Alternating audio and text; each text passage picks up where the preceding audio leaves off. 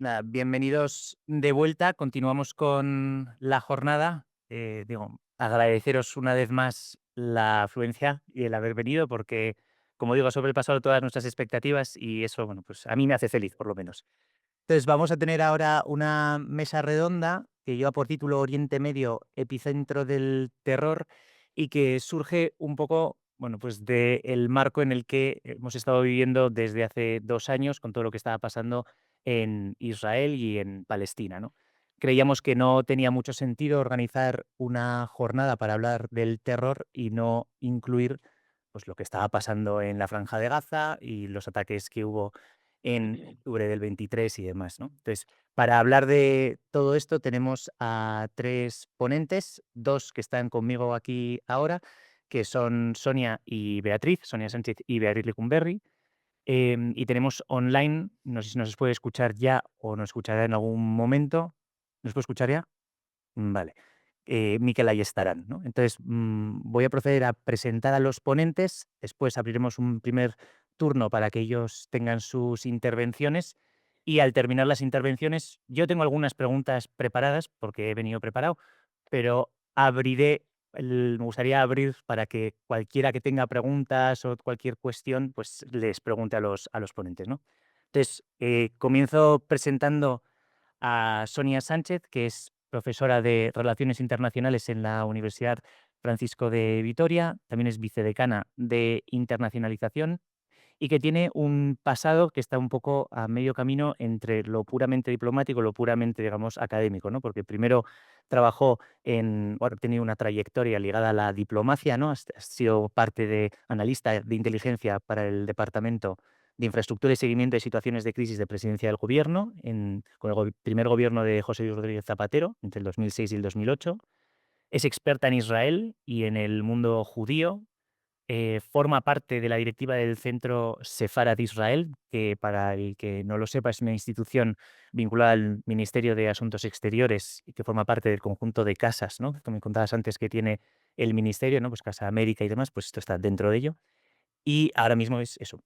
Además de directiva del Centro Sefarad, profesor de Relaciones Internacionales en la Universidad Francisco de Vitoria. A su lado está Beatriz Lecumberri, que es alumni de esta facultad, que ha trabajado para la agencia de noticias Agence France-Presse, perdón por el francés, con los que, bueno, pues ha estado en Venezuela primero, en Brasil, después se desplazó ya a Oriente Medio, donde pudo cubrir la segunda intifada y las elecciones que ganó Hamas en Palestina, que son las de 2006, y ahora mismo es corresponsal en Jerusalén para, entre otros, pues la No, cadena. ya no. Ah, ya no, No, ya no. pues no digo eso. Tú no dices. Yo he sido, ahora Has sido corresponsal de Jerusalén para Cadena SER, El País, ¿no? Radio Francia Internacional y otros medios latinoamericanos. sí. Coautora de Condenadas en Gaza, que es un documental que se estrenó en 2022 sobre las mujeres gazatíes enfermas. Y este año has publicado Palestina, la tierra estrecha, con unas crónicas sobre la ocupación israelí y todo lo que ha pasado. Y finalmente tenemos online a Mikel Ayestarán, que está conectado por Zoom porque se conecta desde Jerusalén, un periodista freelance que colabora habitualmente con EITB y también con Vocento, que lleva en Oriente Próximo desde hace, bueno, pues más o menos 20 años, fundador de 5W, que, bueno, es una revista en la que se cubren noticias de a nivel mundial, también tiene periodismo narrativo y que es chulísima. Se mudó a Jerusalén en 2015, en 2025 publica Historias de Gaza, la vida entre guerras, y también en Instagram Menú de Gaza, con el que ha recibido, bueno, pues entre otros el premio Ortega y Gasset, y que son una serie de publicaciones en las que se muestra o qué tipo de alimentación hay en Gaza desde que empezó todo el ataque de Israel, ¿no? Entonces, si os parece bien, abrimos ya vuestra primera parte, ¿no? Bienvenidos a los tres. Abrimos esta primera parte de intervención. Entonces, Sonia, cuando quieras, nos ofreces un poco de contexto o lo que hayas Venga. preparado. Muy bien, pues muchas gracias y en primer lugar gracias a la Facultad de Comunicación de la Universidad de Navarra por esta invitación y gracias también a la Fundación de Víctimas del Terrorismo y también al Gobierno de Navarra, ¿no? Por gentilmente pues haber organizado estas jornadas y también sobre todo Muchas gracias a todos los estudiantes que estáis aquí, ¿no? Que yo como soy profe y estoy acostumbrada a hablar a estudiantes, pues me gusta mucho ver a tantos y tan interesados, ¿no? En un tema que ha ocupado los medios de comunicación desde el pasado 7 de octubre del 2023 hasta la actualidad y que no es un tema fácil de entender, fácil de comunicar y sobre todo fácil de posicionarse desde un punto de vista, digamos, dirigido a través, ¿no? de la razón, de los argumentos y de los hechos y de la verdad. Bueno, pues mi intención hoy para abrir este diálogo, que por supuesto luego lo interesante será cuando venga el coloquio, ¿no? Donde podamos ver cuáles son los temas que más os interesan o os inquietan, es abrir un poco el contexto geopolítico, ¿no? Porque el terror en Oriente Medio no se entiende si no se interpreta dentro de los equilibrios de poder que existen en la región. Y mi intención hoy es hablaros un poco de esos equilibrios de poder y del contexto en el que se producen los ataques del 7 de octubre del 2023. Los ataques de Hamás ese día, en el que, bueno, como ya he sabido, ¿no? Murieron 1.200 israelíes, más de 200 fueron secuestrados y llevados a la franja de Gaza. Y en represalia a ello, Israel inicia una guerra durísima, cruentísima, con muchísimas víctimas civiles y que ha llevado, ¿no? a la destrucción casi total a nivel infraestructural y de infraestructuras civiles y no civiles, ¿no? de la Franja de Gaza. Em, el contexto en el que se produce es un contexto de bloqueo político, ¿no? Un bloqueo prolongado que tiene sus raíces en el fracaso del proceso de Oslo, en el inicio de la segunda intifada, ¿no? Yo también tuve la oportunidad de vivir en Jerusalén justo cuando estalló la segunda intifada, pasé el primer año de la intifada allí, por lo tanto también, ¿no? viví en primera persona ese conflicto y en cómo esa intifada, a diferencia de la primera, contribuye a minar y a socavar un poco el relato y la narrativa, ¿no? palestina de resistencia, puesto que ocurre en el contexto de la guerra contra el terror, que se inicia en el 2001, y eso hace que pierda esa fuerza narrativa y esa legitimidad con la que la causa palestina había contado anteriormente. Además del el fracaso de Oslo y de la segunda intifada, en el 2011 se produjeron también las revueltas árabes, ¿no? que todos conocemos como primaveras árabes.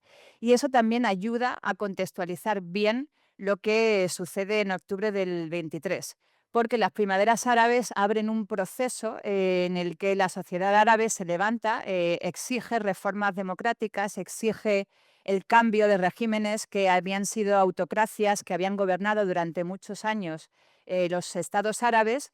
Esas revueltas son reprimidas de manera muy violenta, ¿no? por los regímenes árabes, causando cambios de gobierno desde Túnez hasta Siria y Yemen y abriendo con ello un nuevo proceso de inestabilidad en la región, de fractura, de vacíos políticos que son ocupados o se intentan ocupar por medio de movimientos y de grupos terroristas como bueno, el archiconocido Estado Islámico, Al-Qaeda también intenta, ¿no? extender sus tentáculos en la región y todo eso, ¿no? contribuye a crear esa inestabilidad que es aprovechada por actores regionales que quieren también construir su propio proyecto regional y político, ¿no? como pueden ser Irán o como pueden ser Qatar o Arabia Saudí, para, mediante el apoyo ¿no? estatal a algunos de estos grupos, intentar desestabilizar y a la vez construir espacios políticos hegemónicos dentro de la región. Em, Aparte de este contexto, ¿no? más amplio, los ataques también se producen dentro de un contexto de polarización regional. en el que, y esto es una de las paradojas de Oriente Medio, ¿no? Cuando nosotros observamos regiones del mundo, si las dividimos desde un punto de vista geopolítico, ¿no? Que eso le gusta mucho a los que estudian la geopolítica, dividir el mundo en regiones, aunque no sean homogéneas ni tengan... Pero bueno, si cogemos Oriente Medio, lo que vemos es que el centro político está ocupado por estados que están en la periferia. Y eso ha sido así históricamente. Como por ejemplo Irán, en la periferia no árabe, Turquía, periferia tampoco es árabe, Israel, periferia tampoco es árabe. Y bueno, podríamos argumentar Egipto durante el tiempo, ¿no?, de la Guerra Fría y el panarabismo, que aunque era árabe, pero también geográficamente se sitúa, ¿no?, dentro de esa periferia. Y eso va a tener un impacto muy importante en la región, causando una polarización. La más conocida y que tiene un impacto y que ayuda a entender lo que pasó el 7 de octubre es la que se produce entre Irán, ¿no?, con su famoso arco chií que ha construido durante años y sobre todo aprovechando el debilitamiento del Estado iraquí que se produjo a consecuencia de la invasión americana del 2003, aprovecha eso para penetrar dentro de Irak, hacerse con Irak, que es un país, ¿no?, de mayoría chií, como sabéis, hacerse con el control, de algún modo, ¿no?, del aparato político iraquí y también invirtiendo, ¿no?, en la economía, en distintos sectores, y continuar con ese arco, prolongándolo hasta Siria y de Siria a Líbano con Hezbollah, eh, con el objetivo de ganar esa profundidad estratégica que necesita para hacer frente a su principal rival y enemigo, que es Israel, que como sabéis, bueno, pues no están separados, ¿no?, por varios miles de kilómetros, y necesita, ¿no?, construir esa profundidad estratégica para poder situarse en la frontera de Israel y poder debilitar, desestabilizar, hacer daño. Y cuando digo a Israel, digo Israel-Estados Unidos, ¿no?, y su proyecto de construcción hegemónica, que quiere continuar siendo el principal estabilizador externo de la región, a pesar de que se hablaba de que Estados Unidos se está retirando de Oriente Medio porque está virando a Asia, ¿no?, desde la época de Obama.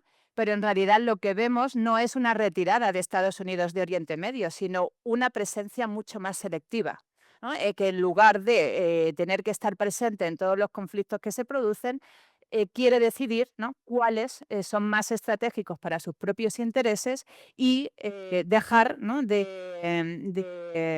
bueno, de influir y de penetrar de algún modo en aquellos que le pueden presentar más problemas, ¿no? Por eso la retirada de Siria, la retirada de Afganistán, etcétera.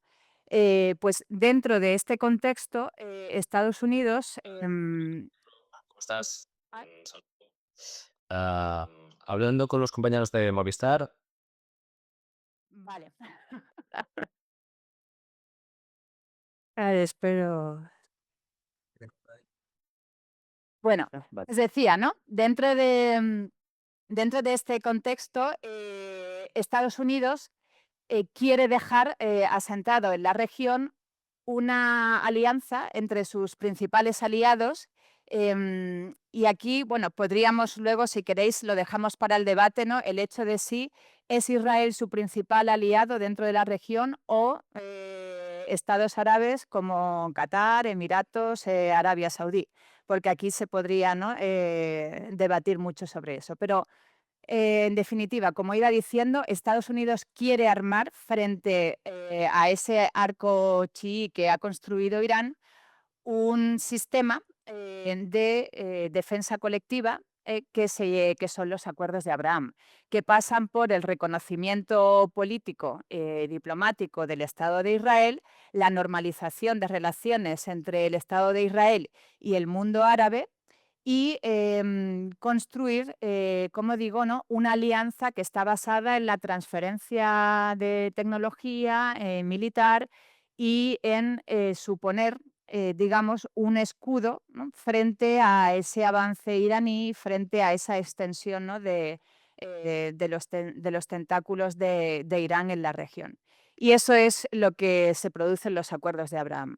Y en el momento en que se producen los ataques del 7 de octubre, se está negociando dentro de esos acuerdos lo que supone la joya de la corona de esos acuerdos, que es la incorporación de Arabia Saudí. ¿Y por qué? Hamás e Irán interpretan esto como una amenaza. Porque Arabia Saudí pone sobre la mesa 3 condiciones para la firma de esos acuerdos. Una es la transferencia de tecnología militar, el codiciado F-35, ¿no? Es un tema muy delicado porque la alianza militar estratégica que tienen Estados Unidos e Israel se basa en lo que se llama el Qualitative Military Edge, ¿no? Que es mantener la ventaja cualitativa, ¿no?, que tiene Israel sobre el resto de estados de la región. Y Israel en este momento es el único que tiene F-35, ¿no?, en la región, que es, bueno, el avión, ¿no?, de guerra militarmente, bueno, más avanzado del mundo. Eso por un lado. Por otro lado, quiere tecnología nuclear. Arabia Saudí utiliza el 25% del petróleo que produce para su propio consumo. Si es capaz de producir energía eléctrica mediante, ¿no?, la tecnología nuclear, eso supondría, ¿no?, que podría también poner más petróleo en el mercado. Y eso supone una línea roja para Irán, porque a Irán se le han impuesto, ¿no?, sanciones, como todos sabemos, llevan años, ¿no?, con sanciones económicas muy importantes que han erosionado, minado su economía y sobre todo afectado a las clases medias iraníes, ¿no?, que suponen un principal núcleo, ¿no?, de oposición al régimen iraní actual y son muy críticos con el régimen iraní. Y por último, pone también sobre la mesa avances en las conversaciones de paz, ¿no?, entre Israel y Palestina. O sea, avances, digamos, para la consecución, ¿no?, de un futuro Estado, si no Estado palestino, pero solución al problema palestino. Y ahí es donde Hamás, ¿no?, donde hay esa convergencia de intereses entre Hamás e Irán, porque en agosto del 23, Arabia Saudí dirige una carta de autoridad palestina en Ramallah pidiéndole que le haga una lista de las demandas que podrían incluir como parte de la negociación. Y ahí Irán sí que ve, ¿no?, una amenaza seria a sus intereses, porque al final es una disputa por la representación de la causa palestina, por la legitimidad de los medios que se han utilizado para avanzar la causa palestina, la autoridad palestina mucho más negociadora, colaboradora con Israel, muchas veces incluso se ha hablado de que es un proxy de Israel en Cisjordania, en los territorios, puesto que le pasa información y le ayuda, ¿no?, a contrarrestar la insurgencia terrorista que surge en Cisjordania, y frente a Hamás, que bueno, ha utilizado la resistencia armada, la lucha armada contra Israel, ha puesto muertos, ¿no?, en el camino, bueno, o mártires, como los llama, y que eso, ¿no?, lo proyecta hacia afuera como el único actor que verdaderamente representa al pueblo palestino y a sus intereses, porque son los que realmente están haciendo algo por avanzar la causa palestina frente a la autoridad que es proyectada como colaboracionista. Y por último, aplicando el zoom analítico, ¿no?, mucho más a nivel, es un momento, el 7 de octubre del 23, de reacomodo internacional. Y hay que ver lo que está pasando en otras latitudes, ¿no? Y en otras latitudes está pasando la guerra de Ucrania. Eso hace que Rusia, que como sabéis mantiene una presencia en Siria muy importante, desvíe parte de sus recursos hacia el frente ucraniano y que por lo tanto eso no le permita estar con toda la presencia, toda la potencia que podría en Siria. Por lo tanto, pierde un poco, ¿no?, ese rol que tenía como de confluxionist en inglés, como como estabilizador, ¿no?, entre el frente israelí y el sirio-iraní. Por otro lado, ha ocurrido la guerra del Cáucaso, y esto poco se habla, ¿no?, Azerbaiyán frente a Armenia. ¿Y por qué digo esto? Bueno, Israel compra el 40% de su petróleo a Azerbaiyán, pero es que le vende el 70% de los componentes o de las capacidades militares que tiene Azerbaiyán. Esa guerra por Nagorno-Karabaj supuso un teatro donde se ensayaron muchos de los medios que se han utilizado en la guerra de Gaza, como es, por ejemplo, el empleo de drones y drones kamikaze, ¿no? Los Harop, y inteligencia artificial también a la hora de targeting y de establecer ¿no? algunos de los objetivos de la guerra.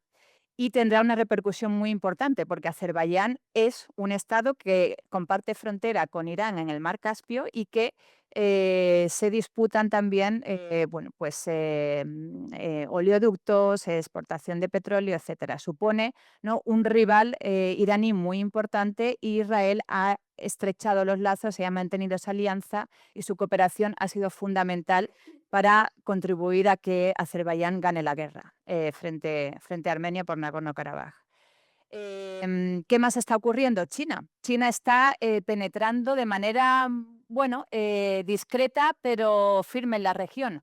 Y hay un elemento muy importante que ocurre en el mes de abril del 2023, que es esa cumbre que se produce en Beijing entre Irán y Arabia Saudí, donde por primera vez desde ¿no? la guerra de Yemen y desde que firman ese alto el fuego, se ven juntos y ahí Estados Unidos ve cómo de algún modo su rol como estabilizador externo y como potencia, ¿no? que es capaz de fijar la agenda política en la región, pierde peso. Y eso también va a tener su importancia. Y luego tenemos a Turquía, ¿no? que tampoco hay que olvidar, y el papel que tuvo Turquía, sobre todo cuando todos asistimos, ¿no? Estupefactos también, a esa toma del poder por los islamistas que estaban situados en el norte, ¿no? en la frontera de Turquía, del régimen sirio, y cómo son capaces, ¿no? de en apenas una semana derrocar del gobierno a la familia al-Assad, que había estado gobernando Siria pues, desde los años 60 ¿no? del siglo pasado. Bueno, pues todo este contexto, ¿no? es importante para entender lo que ha pasado desde el 7 de octubre, pero antes de terminar, si me permites un minuto más, o me estoy extendiendo ya mucho. Igual podemos dejar aquí la parte de contexto, porque has Vale. abierto una serie de vetas que podemos aprovechar en el coloquio. Le dejamos a Beatriz. Como lo de los ángulos Eso, ciegos. vale, lo dejamos para después. Entonces, Beatriz, cuando quieras nos cuentas Vale, lo. muy bien. Pues nada, buenos días a todos y a todas. Muchas gracias por haber venido a escucharnos. Gracias a la universidad y a esta facultad, que ha sido mi casa también, por haberme invitado. Se me hace muy raro y al mismo tiempo muy bonito estar aquí hoy de este lado y no de ese. Gracias al Gobierno de Navarra y a la Fundación Víctimas del Terrorismo que colaboran en la organización de esta jornada. Bueno, yo se me ocurría, los periodistas siempre buscamos un buen lead, ¿no? Un buen inicio. Y la verdad que no se me ocurría mejor que acabar citando a una persona con la que hablé recientemente del Comité para la Protección de Periodistas, que me decía que él también da clases de periodismo y cuando le preguntaban a sus alumnos qué es el buen periodismo hoy, él decía que teníamos que mirar a los periodistas de Gaza, que ellos eran el ejemplo del buen periodismo hoy, ¿no? No se me ocurría mejor manera de empezar esta charla ante vosotros, futuros periodistas, la mayoría, eh, que hablar de ellos, ¿no? Porque desde octubre del 2023, por haber sido corresponsal en Jerusalén y haber ido a menudo a Gaza durante 5 años, se me pidió en El País, el medio para el que trabajo desde hace 3 años, que contara a distancia lo que está pasando en la Franja de Gaza, hablando con la gente allá. Como ya sabéis, en Gaza, desde hace 2 años, a los periodistas extranjeros no se nos permite entrar, Israel no permite la entrada de prensa extranjera. Es una situación sin precedentes, nunca en un conflicto reciente se ha prohibido la entrada de la prensa extranjera. Para nosotros, como periodistas, pues es terriblemente frustrante, laborioso obtener información y también genera muchas dudas sobre el oficio y requiere esfuerzos adicionales, porque la otra opción es no contar y esa opción no la contemplamos. Hay que seguir contando, aunque sea a distancia. Entonces, para poder contar a soy yo la que hace este ruido, ¿no? Creo que sí. Sí, ¿verdad? Sí. Para poder contar a distancia, pues recurro a gente que vive allá, a gente que he conocido cuando yo vivía en Jerusalén, a ONGs, a organizaciones de derechos humanos y, por supuesto, también a periodistas locales. Estar lejos de Gaza no nos exime como periodistas de cumplir los pilares de la información, que es verificar nuestras fuentes, saber con quién estamos hablando, tener lucidez, tener seriedad a la hora de informar. Esa distancia, yo creo que sobre todo lo que hace es... Igual mejor con vale, desactivamos diadema. vale. Ay, qué bien. Me puedo quitar esto además. Está mal.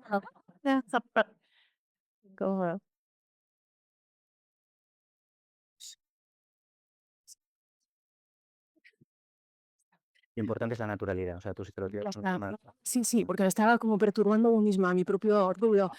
Entonces, bueno, os decía que el uso de no puedo estar no nos exime de nuestra obligación como periodistas, que es verificar las fuentes, saber con quién estamos hablando, buscar la información, en fin, yo creo que si cabe todavía engrasa más nuestros mecanismos de periodista y debe ser así, ¿no? Em, Como os decía, pues eso, vamos a hablar de los periodistas. Me gustaría hablar aquí en esta introducción de los periodistas gazatíes, ¿no? Hablamos de unos 800 informadores e informadoras que son nuestros ojos en Gaza, que tienen, como se decía en la primera parte de las intervenciones de esta mañana, un compromiso con la verdad. Pero desde hace 2 años, 200 periodistas gazatíes han perdido la vida en la Franja de Gaza, violentamente, por supuesto, no de muerte natural. Según Reporteros Sin Fronteras y el Comité para la Protección de Periodistas, una parte de ellos, medio centenar, para Reporteros Sin Fronteras, unos 30, para el Comité de Protección de Periodistas, han sido directamente tomados como vencos militares por Israel. Independientemente de eso, que es muy fuerte y de lo que hablaremos después, 200 periodistas, es que se dice pronto, en ningún conflicto reciente ha habido ese saldo de informadores muertos, ni en, vamos, creo que ni siquiera en todos, sumados todos los conflictos recientes, llegamos a 200. Esas cifras están y bueno, creo que nos invitan también a la reflexión, ¿no? Los periodistas de Gaza, para poder informar en este momento, atraviesan unas dificultades que nos resultan difíciles de imaginar cuando estamos aquí. Esto no es una crítica, pero es que es difícil de imaginar. Ellos sufren el hambre y cuentan el hambre, sufren el desplazamiento y cuentan el desplazamiento, tienen miedo e intentan describir ese miedo. No son periodistas que a la noche se van al hotel a descansar o tienen una cama limpia, son narradores víctimas y eso lo cambia todo. Eh, Cosas simples como, por ejemplo, el material. Si tú eres fotógrafo y se te entra una mota de polvo en la cámara, tú no la puedes reemplazar. Os aseguro que eso es una pesadilla para los camarógrafos y fotógrafos de Gaza, que entre polvo en las cámaras. Y si algo hay en Gaza en este momento es polvo, escombros, hay que cuidar el material perfectamente porque si no, dejas de trabajar. Se te da el sustento y se te va la manera de contar porque no hay cómo hacer entrar eso ahora mismo, ¿no?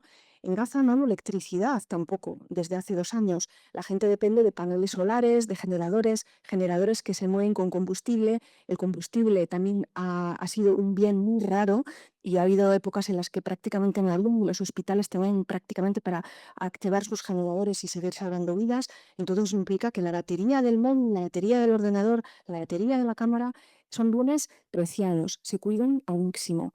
Y eso engancha pues, con el tema de Internet, que no siempre se puede tener una conexión buena para transmitir una foto, un vídeo. Eso es una pesadilla para ellos, llegar al lugar donde se pueda transmitir, donde tengan esa conexión. Y claro, con el tiempo, ¿no? Siempre esa espada de Damocles nuestra, ¿no? El tiempo, el tiempo, el tiempo para hoy, ¿no? Em, Además de eso, también sufren presiones, bueno, pues de todo tipo, ¿no? Presiones de Hamas, presiones de Israel y, bueno, no sé si yo, me pregunto muchas veces, no sé si yo podría seguir trabajando en semejantes circunstancias, ¿no? No hay ningún salario que compense eso, ¿no? El otro día hablaba con una colega periodista que estaba ella misma buscando un lugar donde desplazarse desde Ciudad de Gaza al sur o al centro sur y al mismo tiempo trabajando. Y decía, yo no sé si podría hacer eso, poner a salvo a los hijos, a los padres, buscar un lugar y al mismo tiempo seguir trabajando, buscar una tienda de campaña en internet. O sea, es un frenesí diario que les puede. Todo el mundo dice, ¿y por qué lo hacen? Que si no hay salario que compense, ¿no? ¿Por qué hacen eso? ¿Por qué tenemos a 800 colegas nuestros jugándose la vida cada día para contarnos lo que está pasando? Ellos me dicen que lo hacen, bueno, evidentemente lo hacen porque necesitan el salario, eso es innegable, seamos prosaicos, la gente no trabaja gratis y muy bien que sea así. Pero por encima de eso, em, muchos me cuentan que se ponen delante de una cámara, delante de una página en blanco, tienen en la mente a esos periodistas, a esos colegas, a esos 200 que ya no están, ¿no? También es un deber de seguir adelante, de tomar el testigo de la gente que dejó la vida en estos 2 años y que ellos quieren seguir adelante con eso, ¿no? Y al mismo tiempo, cuando se ha vivido en Palestina, y creo que Miquel estará de acuerdo conmigo, ese valer del testimonio es súper importante. Tú te encuentras todos los días a gente que te cuenta la vida, que te cuenta lo que está pasando, sabiendo que ningún periodista les va a cambiar y les va a mejorar ese cotidiano. Lo que yo escribo en el país no va a mejorar la vida de ninguno de mis entrevistados, y eso es así. Sin embargo, ellos te siguen contando, siguen empleando un poco esa batería tan preciosa para contarte cómo están, para contarte qué han hecho, porque ese testimonio, que la gente lo sepa, que en tu país sepan lo que estamos viviendo, es súper importante. No ahora, desde siempre ha sido así. Y los periodistas forman parte de eso también, ¿no? Voz está pasando, además de todo esto, aunque ya es mucho, una cosa que desde el punto de vista periodístico es muy interesante y nos cuestiona, ¿no? Que es que el trabajo de estos informadores se pone en cuestión, se denigra, se deslegitima, se arroja un montón de dudas sobre lo que están contando, solo por el hecho de ser palestinos de Gaza. Escuchábamos antes a Alejandro Ruiz Huerta, no sé si habéis tenido oportunidad de escucharle. Él decía, él es víctima de los atentados contra los abogados de Atocha, ¿no? Y él decía que ha habido gente en estos años que le cuentan cómo han sido los atentados, que le dice que lo que él vio, que su pierna con 4 o 5 balazos, que no es así, que gente que no estuvo ahí le va a contar cómo es. A los periodistas de Gaza les pasa algo muy similar. Hay gente que les quiere contar cómo es, que cuando nos publican una foto de un niño desnutrido, tienen el valor de decirle, no, es que esto no es así. Es que en Gaza no hay hambre, que están entrando camiones de comida. Esto que estáis contando no es verdad. Voy a poder evitar hacer el paralelismo, ¿no? Se pone en duda lo que nos están contando. Eh, para hacer un seguimiento con motivo de los 2 años del inicio de la guerra de Gaza, en el semanario un artículo sobre los periodistas, ¿no? Traigo aquí un ejemplar, pero no vale la pena porque somos muchos. Me dijo María cuando me invitó que íbamos a ser 30, pero venga, ya está claro. También, ¿eh? Sí, los todos, María. Entonces, no, bueno, este artículo entrevisté a periodistas internacionales, a periodistas israelíes, porque me parecía muy importante también conocer su punto de vista, y en organizaciones de defensa de la libertad de prensa, y todos coinciden en que no haríamos nada más que no estén haciendo ellos, los periodistas gazatíes. Están verificando la información, están contando lo que pasa. O sea, ¿qué podríamos hacer nosotros? Ellos lo están haciendo luego. El otro día tuve la oportunidad de participar en un ensayo también con periodistas y me hicieron una pregunta que era si nosotros estuviéramos dentro, y no solo nosotros, prensa española, sino otros medios, digamos, más potentes, ¿no? Que para BBC, Estados Unidos cuentan mucho más, el New York Times, CNN, si ellos estuvieran dentro de Gaza, si estuvieran transmitiendo continuamente, si estaríamos donde estamos. Y yo creo que no. Yo creo que no estaríamos donde estamos si la prensa internacional hubiera podido entrar en Gaza. No porque lo haríamos mejor que los colegas gazatíes, sino que porque podamos apuntalar y llegar a más gente con nuestras informaciones de lo que hoy en llegan, y porque diríamos, claro, esto es verdad, o sea, no pueden dudar de todos. Todos estamos diciendo lo mismo. Entonces creo también que nuestra presencia en Gaza les protegería y confirmaría lo que están contando. Y más allá de eso, es nuestro derecho como periodistas estar allá. Entonces, bueno, yo creo que es importante seguir pidiendo a nuestras autoridades, a los gobiernos, que hagan presión para que podamos entrar en Gaza, que podamos contar lo que está pasando. Creo también que es importante que hagan presión para que haya una rendición de cuentas sobre los crímenes que se han cometido, que se han podido cometer contra los periodistas.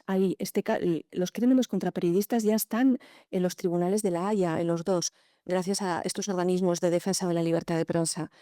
Y insisto, creo que nuestra presencia allá sería una manera de protegerlos a ellos y también de honrar el trabajo que están haciendo loable desde el 7 de octubre del 23 y antes, pero de ese contexto lo podemos hablar Sí, más después. adelante. Entonces aprovechamos que has terminado, le damos paso a Miquel. No sé si nos puede escuchar ya Miquel.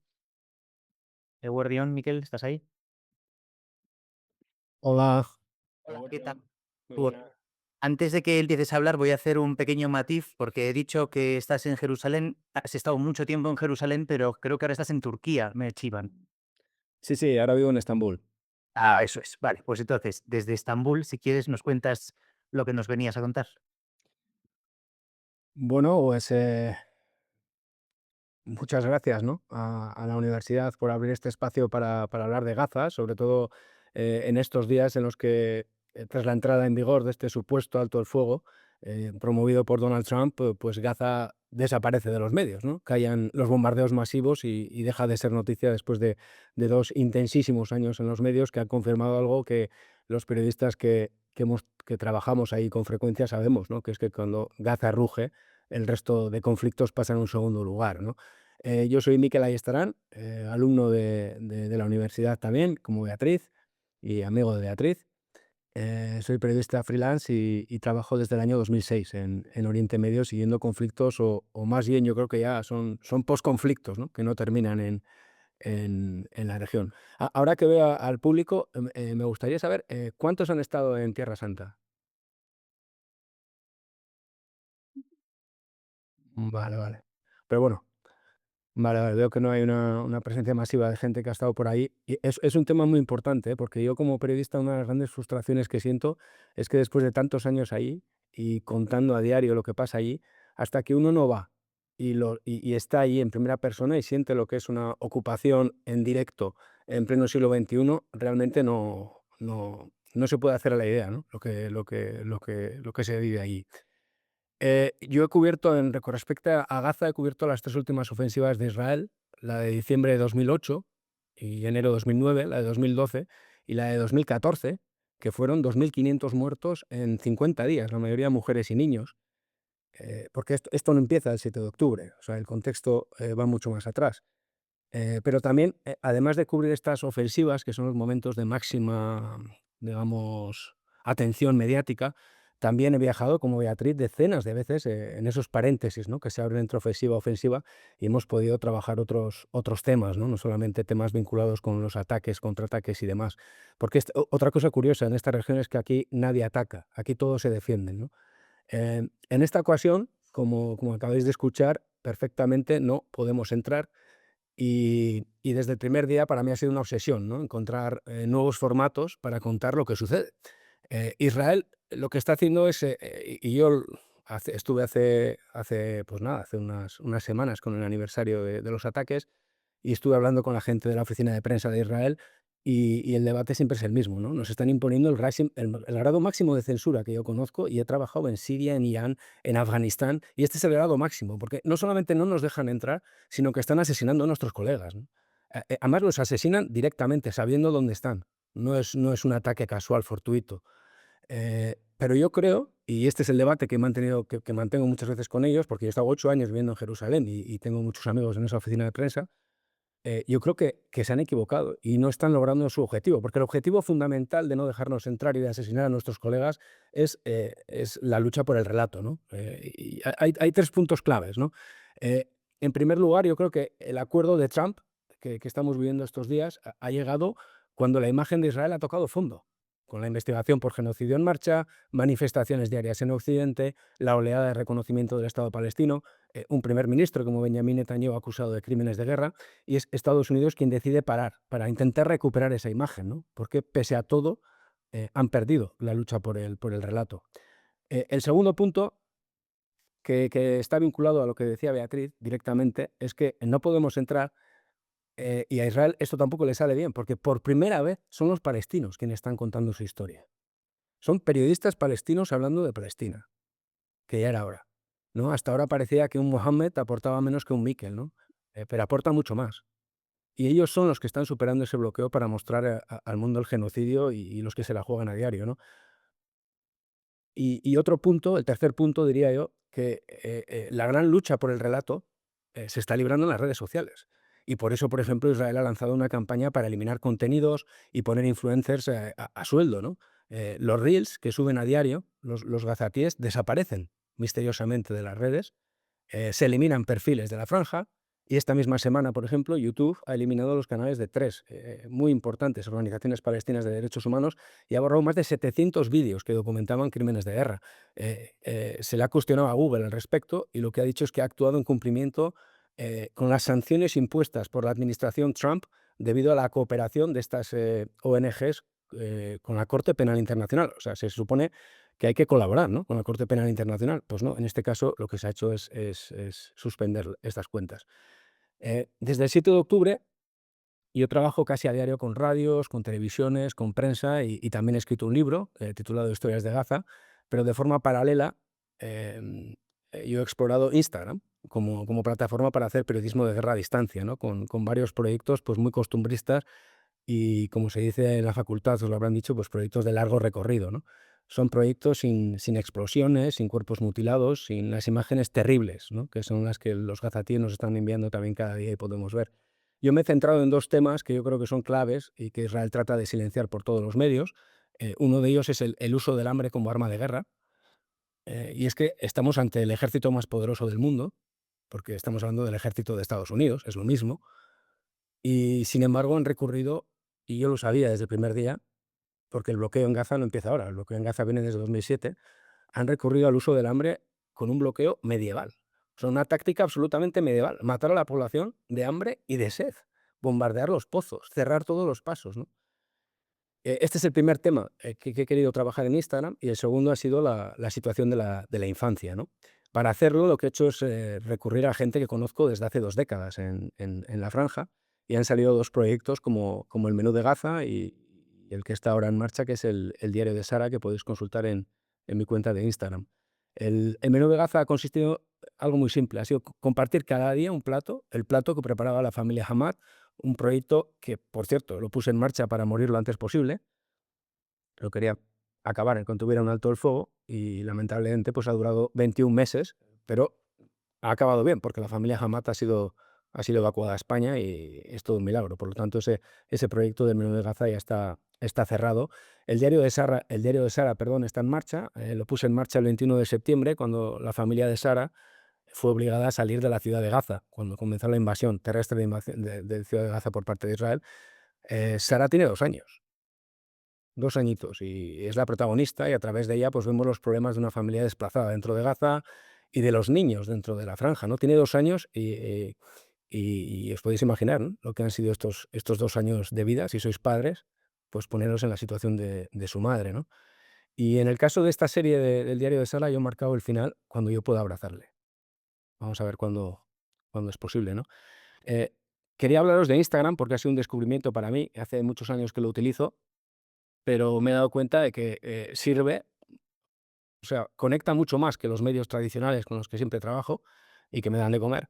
Y lo que hace Instagram es abrir una ventana diaria con Gaza en 2 direcciones, ¿no? Por un lado, nosotros conocemos el día a día de una familia normal de la franja, sus dificultades para encontrar comida, los problemas de salud o las ganas de los niños de jugar, que son niños. Y al mismo tiempo ellos, desde su lado, lo que hacen es establecer una relación directa con los miles de seguidores que escriben comentarios, ¿no? Yo insisto mucho en la necesidad de poner nombre y apellido a las víctimas, ¿no? La primera ponente decía lo difícil que es posicionarse en este conflicto. No es facilísimo. Hay que posicionarse con las víctimas, siempre. Sean de Israel, sean de Gaza o sean de donde sean. Hay que posicionarse con las víctimas. Y en Gaza también. Y hay que ponerles nombre y apellido. Conocemos las historias de los 1.200 israelíes asesinados. Conocemos a los secuestrados. No sabemos nada. Los gazatíes son números, son cifras, estadísticas. Pues no. Aquí tenemos a la familia Hamad hablando del hambre que han sufrido como arma de guerra y tenemos a Sara contando las dificultades que tiene su familia por vivir en esta situación de desplazamiento, ¿no? Y se dan cuenta además también en Gaza que no están solos y este apoyo exterior no es algo abstracto, ¿no? No es algo de los políticos o de las manifestaciones masivas. También tiene nombres y apellidos y lo que te permite Instagram es que sea directo y que puedan interactuar. Ya no es una interacción lector-periodista, ahora es lector-protagonista. Directamente pueden hablar con ellos, ¿no? De momento no he sufrido censura, tengo que decir, porque ¿quién puede censurar un plato de alubias o una niña comiendo una sardina de lata? Pero al tiempo. Es pura rutina, vida diaria, pequeños detalles, costumbrismo, barojismo, a fin de cuentas, el poder en estos días de fugacidad, prisas y búsqueda desesperada de likes, ¿no? Y lo importante, lo que me corrobora es que lo importante es el fondo, ¿no? La historia. Yo os aseguro que el mensaje llega y lo hace de forma enormemente transversal, que es una de las cosas que más me satisface, ¿no? Entre las decenas de miles de seguidores hay gente de todos los colores políticos, profesiones y, muy importante, edades.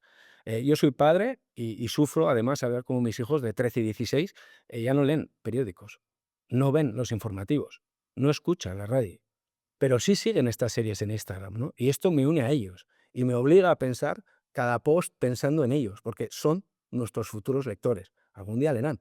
Así que, además de los platos de lujo, ¿no?, que suele colgar la gente en Instagram, de poner nuestras fotos más espléndidas en vacaciones y demás, yo, esta red social pues me ha devuelto la esperanza y creo que sirve también para contar el dolor, ¿no? Que para eso nos hemos juntado aquí y yo creo que es muy importante esa búsqueda, ¿no?, de formatos para contar. Muchas gracias. Gracias a ti, Miquel, y bueno, también a Beatriz y a Sonia, evidentemente, por lo que nos habéis contado por ahora. Habrá tiempo de entrar en discusiones y cosas que se han abierto.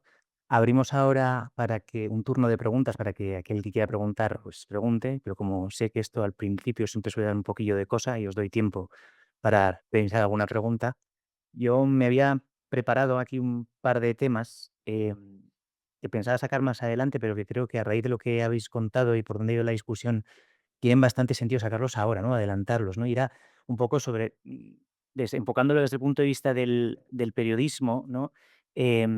Hemos hablado de que la cifra de periodistas muertos en Gaza no tiene precedentes, ¿no? Al menos no con esa brutalidad, no con un conflicto de este estilo, no ahora, ¿no? Estamos hablando de más de 200. De 200. Entonces, claro, esto a mí me genera dudas, ¿no? Porque Gaizta, cuando ha presentado al principio, ha hablado sobre que los radicales son capaces de hacer cualquier cosa, ¿no? Incluso coartar la libertad de expresión, que es lo primero que machacan. Y después el profesor Ruiz Huerta hablaba sobre cómo hay veces que no se es consciente del riesgo, ¿no?, que vas a acabar sufriendo el día en el que pasa algo, ¿no? Porque, bueno, pues tú vas haciendo tu trabajo y luego de repente, ¡pam!, pasan cosas, ¿no? Entonces, con todo esto, las preguntas que me surgen es cómo se combate, cómo se puede combatir la dificultad de acceso para contar realmente lo que está pasando ahí, ¿no? O sea, hablabas, Beatriz, o recordabas lo que había dicho el profesor Ruiz Huerta sobre que a él le discutían lo que sucedió en la noche de Atocha, ¿no? O sea, calla que te voy a contar yo lo que pasó. Claro, eso sucede con algo de aquí, pero lo estamos viendo constantemente, ¿no? O sea, estas narrativas que surgen, podcasters que deciden que, bueno, pues van a contar su versión y que en realidad lo que está pasando en Gaza no es así, ¿no? Em, Hay gente que después vende el medio en el que trabaja por unos cuantos millones de euros, ¿no? Como el caso de Barry Weiss, que discute abiertamente que lo que suceda en Gaza esté pasando, ¿no? Y dice que es todo propaganda. ¿Cómo se consigue acceso a todo esto? Estamos hablando de periodismo de hotel, estamos hablando de periodismo que depende solo de fuentes militares, tenemos que depender solo de las fuentes que vienen de allí. O sea, ¿cómo lo enfocáis todo esto? Lo enfocaré esto y creo que, bueno, entre Miquel y yo podremos contestaros, pero a ver, fuentes militares, pues sí, también, pero no solo. Em, ¿Cómo contamos Gaza? Pues como lo he dicho, a distancia, en este momento, con fuentes creíbles dentro de Gaza y con fuentes lo más humanas posible. O sea, tú no puedes explicar un conflicto sin hablar de Fátima, de Ahmed, o sea, tienes que bajar a lo concreto, tienes que llegar a esa gente, lo cual es terriblemente laborioso. O sea, yo soy una persona impaciente por naturaleza, me gustaría publicar un artículo, no una, pero he aprendido a ser paciente desde octubre del 23, porque no va a ser mañana, pues igual será dentro de 2 días porque la persona con la que tengo que hablar no ha podido responderme, no tenía internet, no tenía batería o simplemente no tenía tiempo porque estaba buscando niña. Entonces, hay que echando a la imaginación, como ha hecho Níquel, por ejemplo, contando la guerra a través de un plato de alubias y contando ese cotidiano de una familia. Ha habido platos vacíos también, no hay niña Níquel, no había nada. Entonces, yo creo que, como decía antes, se nos han engrasado los mecanismos para seguir contando, porque la otra opción sería dejar de contar. Y entonces ahí ya, o sea, como periodistas no, la parte es que, o sea, que es verdad lo que justamente ha dicho Níquel, que sabemos todos los detalles, sabemos quiénes eran, tienen nombre y apellidos los 1.250 israelíes que murieron el 7 de octubre del 23 y me parece fenomenal que lo tengan, que esto también hay que subrayarlo. Eh, ¿Pero cuántos sabemos de los muertos de Gaza? ¿Cuántas historias con nombre y apellido sabemos? Y esto entra dentro también del discurso que hemos oído de las autoridades israelíes desde el día 1, desde el minuto 1. Es decir, no son seres humanos, son animales. La deshumanización pasa también por ahí. No era un hombre, no tengo una historia. Yo te digo, 57.000 muertos en Gaza y tú te quedas igual. ¿No? Pero si te cuento la historia de una persona, de una familia, claro, ese es el desafío, seguir pudiendo contar la historia de una familia, de una persona. Y eso es tremendamente laborioso y tremendamente costoso. Yo me apoyo también mucho en gente allá adentro, como te decía, en trabajadores humanitarios, politólogos, en gente que sigue allá, psiquiatras, por ejemplo, muy importante hablar de salud mental, de todos los traumas que ya arrastraban desde 2007 y antes, y que ahora es algo tremendo. Habrá heridas que no sanen nunca, otras podrán sanar, pero hay algunas que van a ser muy difíciles. Hablar con periodistas también, hacer algo a medias, ¿sabes? Grabar vídeos. O sea, hay muchísima imaginación. Pero es verdad que es muy duro, porque yo no hay un día que no publique un artículo en El País que no tenga el club de fans, que digo yo en broma, que creo que Miquel y yo compartimos varios de esos fans ahí del club, que te masacran en redes, o sea, porque digas: "Oh, esto no es verdad, ya está aquí, la periodismo, no sé qué, hablando de Gaza, o la esta, que tal, mira cómo comen los gazatíes". O sea, yo ni los leo, porque ¿para qué? Porque al final te genera mucha zozobra, ¿no? Leer esas cosas. Pero hay gente que cobra clarísimamente para deslegitimar todas las informaciones que salen de Gaza en este momento.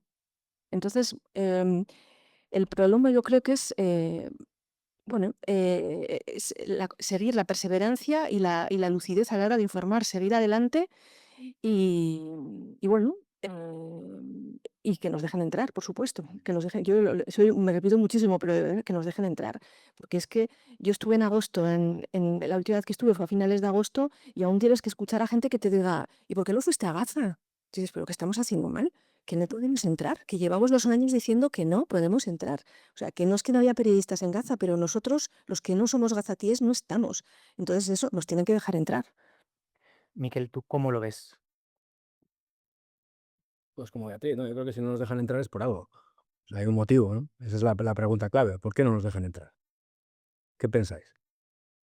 Si Israel tuviera el mínimo interés en que entráramos, ahí estaríamos. Hay entradas quirúrgicas con el ejército israelí, hay periodistas que han entrado decenas de veces con el ejército israelí, pero a la gente que hemos estado ahí tantas veces, yo la verdad, la única respuesta que me dan siempre es por motivos de operatividad, que es, podemos poner en peligro las operaciones del ejército. Nos decía, pero la verdad es que ya ni siquiera te responden, ¿no? Cuando preguntas por qué no nos dejan entrar, ¿no? Pero esa es la pregunta, ¿no? ¿Por qué no nos dejan entrar? Y al mismo tiempo, si tan mal lo están haciendo los periodistas de Gaza, pues yo digo, pues que nos dejen entrar. Esa fue mi última discusión con la oficina de prensa. Si tan mal iba a hacer para vosotros los periodistas gazatíes, pues dejadnos entrar para que podamos contar.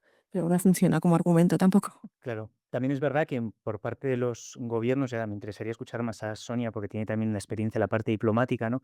Sí que se ha llevado a cabo en este tipo de situaciones, este tipo de cerrojados informativos de no se entra. Estoy pensando, hombre, los británicos lo aprendieron muy bien con las Malvinas, luego lo aplicaron después, ¿no? Entonces, quiero decir que no es algo nuevo que lo haga Israel, ¿no? O sea, ¿tú cómo ves esto, Sonia? Bueno, a ver, a ver cómo entro en este jardín. No, que me habéis puesto antes. A ver, quizás lo primero, estamos hablando de una guerra asimétrica, ¿no? Y eso es importante tenerlo también en mente, ¿no? Donde hay una asimetría de fuerzas muy importantes, ¿no? Se ha dicho el ejército más poderoso del mundo porque el ejército israelí es igual al ejército americano. Tampoco diría exactamente así, o sea, el ejército americano, por supuesto, es el ejército más poderoso del mundo y el ejército israelí es un ejército muy poderoso. Pero cuando estamos en un tipo de guerra, ¿no? Como del que estamos hablando, una guerra asimétrica, por eso mismo es también fácil, ¿no? Construir o menos complejo, ¿no? Quizás, no diría fácil, pero menos complejo construir esa narrativa de víctima y victimario. ¿no? Entonces, eso hace también, ¿no?, que el conflicto sea muy popular, que el conflicto atraiga mucho la atención de los medios de comunicación, no solo ahora, sino en el pasado es conocido. O sea, Israel tiene la población de corresponsales mayor del mundo por per cápita, ¿no? Siempre ha habido muchísimos periodistas en Israel y cualquier cosa que ha ocurrido en Israel inmediatamente, ¿no?, ha tenido una trascendencia, un impacto, ha sido publicada, ha sido conocida. A mí lo que me llama también, ¿no?, poderosamente la atención sobre esto es, hablaba antes, ¿no?, nuestro compañero sobre los ángulos ciegos de la transición, ¿no? Y esa metáfora de ángulos ciegos me ha gustado mucho, ¿no? Porque sí que me gustaría llamar la atención sobre los ángulos ciegos del terror en Oriente Medio.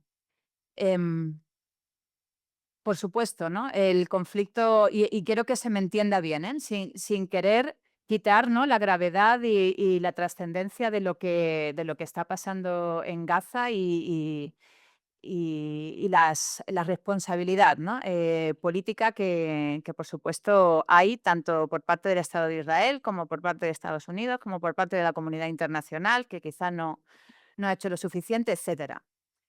Pero aquí, a ver, contestadme, ¿cuántos sabéis cuántas víctimas ha habido en Gaza? Así aprox. 67.000 más. Vale. ¿Cuántas hubo en Yemen durante los años de guerra civil? O sea, y de guerra entre Arabia Saudí e Irán en Yemen. ¿Cuántos ha habido en Sudán? Desde el 2023, el mismo año en que empezó la guerra de Gaza. Vale.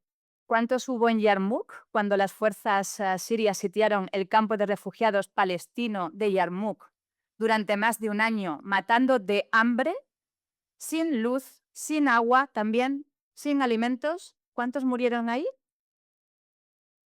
Entonces, mi pregunta es, ¿no?, y siempre me lo he preguntado, ¿por qué existen esos ángulos ciegos? ¿Por qué unas víctimas del terror son más visibles que otras? ¿Por qué cuando un árabe muchas veces ejerce terror contra otro árabe no sabemos cómo contarlo o no se cuenta bien? ¿Por qué resulta más fácil contar el terror y cuando es, ¿no?, un Estado como el Estado de Israel el que lo produce, ¿no?, contra una población y no se cuentan, ¿no?, otras cosas? Em, Entonces, es una pregunta, ¿no?, también que lanzo y una cuestión. Yo no tengo, verdaderamente una respuesta a esto, pero sí que creo que es importante poner también luz, ¿no?, y poner el foco en tantas y tantas víctimas del terror que ha habido en Oriente Medio. El Estado Islámico se hizo aquí famoso por los atentados, ¿no?, que se produjeron en Europa. Pero la mayoría de víctimas del Estado Islámico han muerto en Siria y han muerto en Irak, no han muerto en Europa. ¿Cuántos sabéis cuántas víctimas provocó el Estado Islámico en Siria y en Irak? Decidme las cifras. Yo no las sé. ¿Sabéis por qué? Porque no se han contado. ¿Por qué? No sé. Hombre, desde luego, o sea, lo que yo creo que esto también nos lleva un poco es a la necesidad de ampliar el foco, ¿no? Entender todo lo que está pasando en Israel y en Gaza como parte de un contexto que es todavía mayor, ¿no? Al principio, cuando hacías tu exposición inicial, hablabas de cómo se podría casi entender esto como un intento de Irán por mantenerse como hegemón de esa zona, ¿no? De controlar toda esa zona de ahí. Hablabas también de profundidad estratégica, de cómo qué pasaba con los acuerdos de Abraham, ¿no? Después de la intervención en Israel del 23. Entonces, claro, yo creo que de ahí también nos podemos sacar una serie de, como quizá, de aprendizajes, ¿no? De que quizá a la hora de interpretar todo lo que está pasando ahí hay que poner el foco más lejos, ¿no? O sea, por ejemplo, ¿qué sucede? Me gustaría saber, ya que los tres tenéis tanta experiencia en la zona, ¿no? ¿Cómo veis el caso de los acuerdos de Abraham? ¿Qué fuerza tiene? ¿Qué fuerza deja de tener? ¿Se quedan muertos por completo después de todo lo que pasa? creéis que se retomarán? Porque al principio, ¿no? Cuando Sonia abría, hablaba sobre cómo quizá Israel, o sea, siempre se asume que Israel es el principal socio de Estados Unidos en la zona, pero hemos visto que, especialmente en los últimos meses, Estados Unidos ha hecho constantemente guiños y ha ayudado a Qatar y a otras fuerzas que están por el estilo, ¿no? Entonces, ¿cómo veis vosotras todo este contexto, ¿no? De los acuerdos de Abraham, el contexto general? ¿Y os puede ayudar? Pues puedo. O bueno, no, Acabas de hablar. acabo de hablar, sí. Empezamos con Miquel y después. Miquel. Eh, bueno, la verdad es que dentro de lo que es la política exterior de Trump, que es bastante impredecible, en lo que respecta a Oriente Medio hasta ahora ha sido muy predecible, ¿no? Su agenda exterior ha sido la agenda de Israel, ¿no? Y en el caso de los acuerdos de Abraham, yo creo que estamos ante realmente unos acuerdos yo hablaría más de compra de voluntades, ¿no? Esto no es gratis. O sea, estos son los acuerdos que se llegan porque hay unas contraprestaciones muy importantes a los diferentes países y eso lo puede hacer Trump, ¿no? ¿Qué me dices? ¿Qué recorrido van a tener? Si se van a ampliar, si no se van a ampliar, si... Pues no lo sé, la verdad que no sé. El objetivo inicial, como ha dicho Sonia al principio, era que estuvieran los saudíes. No están. Están eh, y tampoco creo que van a estar a corto plazo, desde luego, pero con lo que tienen ahora mismo, pues bueno, yo creo que esto no va más allá de, por lo menos con lo que tienen en Oriente Medio, un acuerdo temporal y sobre todo muy marcado por las contraprestaciones que pueden obtener, los beneficios que pueden obtener estos países, ¿no? Pero no creo que tenga demasiada influencia, yo creo, en el día a día. Beatriz. Sí, yo me añadiría que todo esto, esta normalización de relaciones diplomáticas y de relaciones de todo tipo de Israel con el mundo árabe, yo creo que se ha traducido desde octubre del 23 también en un, no sé, pues, llamarle un atronador silencio, ¿no? Del mundo árabe con respecto a lo que estaba pasando en Gaza, ¿no? Que muchas veces decías, pero ¿dónde están? ¿Dónde están? No dicen nada. Y creo que eso también ha sido, pues, nada, por casualidad, ¿no? O sea, había ya ahí como pues una especie de acuerdo tácito pues de no ha habido ninguna, nadie se ha rasgado las vestiduras y tampoco, más bien al contrario, ¿no? A la hora de recibir gazatíes que salían, pues más bien las puertas cerradas y bueno, poca solidaridad, poca empatía y poca crítica a lo que estaba pasando. Sonia, ¿quieres decir algo? Y después abrimos ya para que... Sí, sí, como me deis la palabra, yo mismo. A ver, una puntualización quizás, ¿no? También. La agenda externa de Estados Unidos la ha marcado el Estado de Israel. A ver, lo que hemos visto desde el inicio de la guerra es precisamente un intento de Estados Unidos de controlar lo que Israel estaba haciendo, ¿no? Ha habido cosas inéditas que no se habían visto antes, como militares norteamericanos y no sé si desde la Shuttle Diplomacy de Kissinger, no sé si se ha viajado más veces, ¿no? Desde Washington a Tel Aviv que ahora en esta guerra. Y han estado presentes oficiales norteamericanos, ¿no? Tanto de la administración de la Secretaría de Estado, tanto como del Pentágono, en las reuniones que el Consejo, o sea, el gabinete de crisis, ¿no? Del gobierno de Israel, que son los que toman las decisiones también, ¿no? A la hora de las operaciones en Gaza y demás, han hecho que en toda su historia. Entonces, la administración norteamericana, a pesar de esa impresión que a veces teníamos, ¿no? De que era la cola la que movía el perro, ¿no? De que era Israel el que estaba moviendo la agenda norteamericana, yo creo que Estados Unidos nunca se ha implicado tanto en controlar precisamente, ¿no? Lo que ellos percibían que eran los elementos incontrolables del gobierno actual de Israel, ¿no? Como esos extremistas, ¿no? Como Ben-Gvir y Smotrich y demás, y de controlar que la situación digamos, controlar la escalada, ¿no? Dentro de ahí, por el riesgo precisamente de que se extendiera al resto de la región. Y para simbolizar cómo yo creo que al final, vamos, Estados Unidos claramente, ¿no? Ha impuesto su agenda, lo que explica el alto el fuego no es que Israel haya tocado fondo en su, ¿no? O en la percepción que tenemos acerca de, ¿no? las cosas tan terribles que está haciendo en Gaza y demás. Lo que explica el alto el fuego es un error de cálculo que comete Israel. Y es el intento de acabar con la vida de los negociadores palestinos que estaban negociando en Qatar, atacando un edificio de Qatar, violando su espacio aéreo y destruyendo y violando la soberanía qatarí.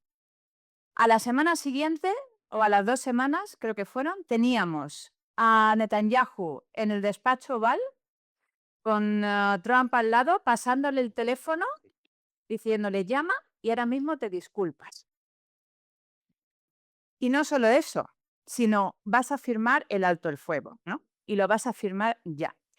Y emitiendo una orden presidencial, que no es poca cosa, diciendo, artículo 5 de la OTAN, cualquier ataque a Qatar será considerado como un ataque a Estados Unidos. Yo creo que eso es una línea roja que le puso al Estado de Israel, que demuestra que no está dispuesto a que Israel precisamente, ¿no? le ponga o dicte la agenda política que tiene Estados Unidos en la región. Y deja bastante claro, en mi opinión, los límites de la relación privilegiada de Estados Unidos con Israel. ¿Qué pasa por no amenazar bajo ningún concepto la relación privilegiada que también mantiene con Qatar, con Emiratos y con Arabia Saudí? Porque recuerdo que Estados Unidos no tiene una sola base militar en Oriente Medio situada en territorio israelí. Tiene 4 cosillas ahí. Pero las que tiene importantes están en Qatar primero y luego en Emiratos y en Arabia Saudí. Y no va a arriesgar eso ni los importantes, ¿no? fuentes de negocios que tiene en la región. Y recuerdo que el príncipe, ¿no? Salmán o sea, Ben Salmán de Arabia Saudí fue el primer digamos, gobernante que llamó a Donald Trump para felicitarle, ¿no? por la elección en Estados Unidos, por su victoria en las elecciones, y eso demuestra que Estados Unidos tiene una agenda muy clara en la región y que pasa por poner líneas rojas al Estado que, bueno, podemos considerar que tiene una relación privilegiada, pero luego, desde luego, no es el único, ni en mi opinión es el más importante. Sí. Vale, pues abrimos para, no sé si hay preguntas del público. Vale, veo que algunas sí. Pues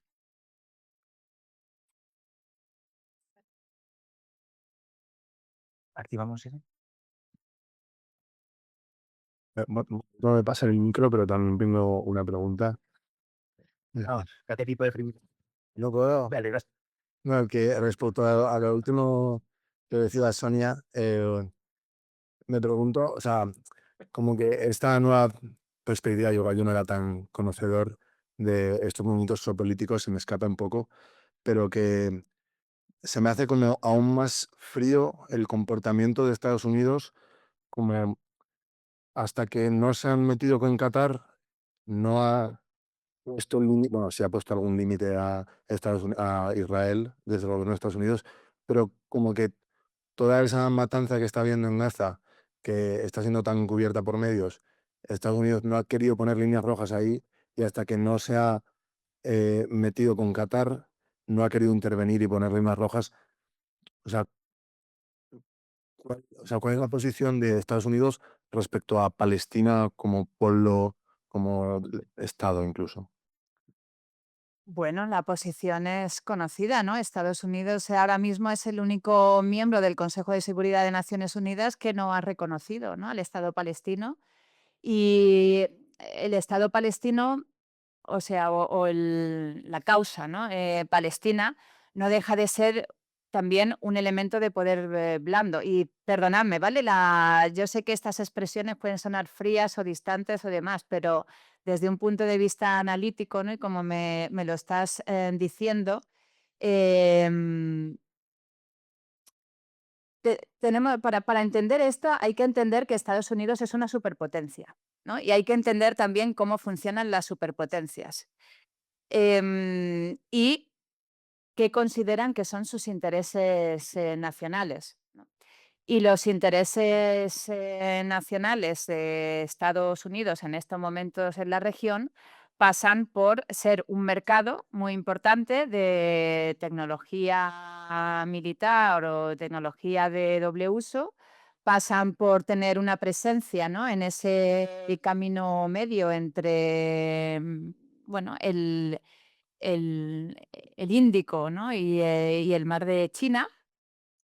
Y yo creo que esos intereses están, digamos, por encima, ¿no?, de el aspecto humano que supone el apoyo a la causa palestina, aunque no deje de ser también un elemento, ¿no?, que aglutina y que es capaz de construir y que tiene también, y en eso ha tenido que tener cuidado, ¿no?, por equilibrar dentro de la propia opinión pública norteamericana, que ha cambiado, hemos visto, ¿no?, también cómo ha cambiado. O sea, yo creo que Israel ha perdido claramente la narrativa en este conflicto y ha perdido, vamos, ¿no?, ha sufrido un daño reputacional enorme, ¿no? Y con la excepción de Estados Unidos y no sé si algún otro por ahí, desde luego, Más aislado de lo que estaba antes. está muchísimo, exactamente, muchísimo más aislado, ¿no? Y en ese contexto, pues también la administración Biden primero, que le costó, ¿no?, también, bueno, bastantes votos, y luego Trump han tenido que tener cuidado de equilibrar un poco, ¿no?, ese apoyo cada vez más creciente de la propia sociedad norteamericana hacia la causa palestina y sus intereses dentro de la región. Entonces, ha jugado un poco con esa ambivalencia, ¿no? Pero los intereses. Vamos a pasar a otra pregunta. Gracias.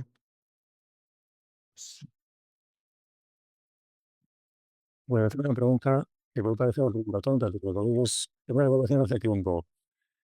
¿Por qué jamás decide lanzar ese ataque en ese momento? Supongo que sabían cuál iba a ser la reacción de Israel, la masacre que ha sido. ¿Cómo a pesar de eso lanzaron el ataque? Pues, ¿cuál fue su cálculo? ¿Cuál fue su previsión? ¿Qué esperaban que iba a pasar? A mí es algo que me sorprende muchísimo. Miquel, Beatriz.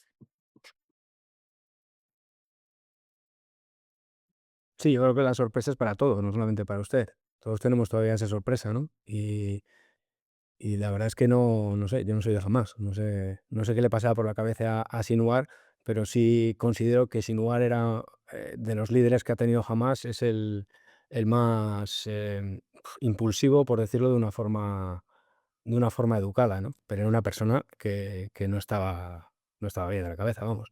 Y lo decía, y había mucho debate interno también dentro de Hamás respecto a su figura, ¿no?